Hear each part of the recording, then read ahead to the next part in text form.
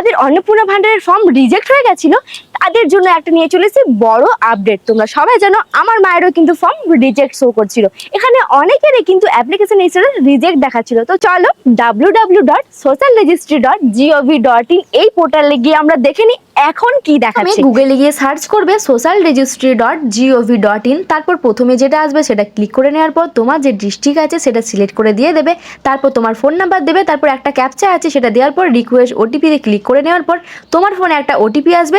তারপর এখানে দেখো আগে যে রিজেক্ট দেখাচ্ছিল সেটা কিন্তু এখন আন্ডার ইনকোয়ারি দেখাচ্ছে, তোমরা দেখতেই পেয়ে গেছো নিশ্চয়ই এখানে। তো দেখো এখানে কিন্তু রিজেক্টের জায়গায় আন্ডার ইনকোয়ারি দেখাচ্ছে, তার মানে কিন্তু এটা একটা পজিটিভ ব্যাপার। তো আসলে কিন্তু আপনাদের অ্যাপ্লিকেশন রিজেক্ট হয়নি, ওয়েবসাইটে সার্ভার প্রবলেমের জন্য হয়তো অনেকেরই এখানে রিজেক্ট শো করছিল, কিন্তু এখন ওয়েবসাইট ঠিকঠাক শো করছে। আপনারা এবার কিন্তু একটু নিশ্চিত হতে পারেন, আর 1-2 দিন ওয়েট করুন, আপনাদেরও কিন্তু অ্যাপ্লিকেশন অ্যাপ্রুভ হয়ে যেতে পারে এবং আপনাদের অ্যাকাউন্টে কিন্তু 3000 টাকা ঢুকে যাবে।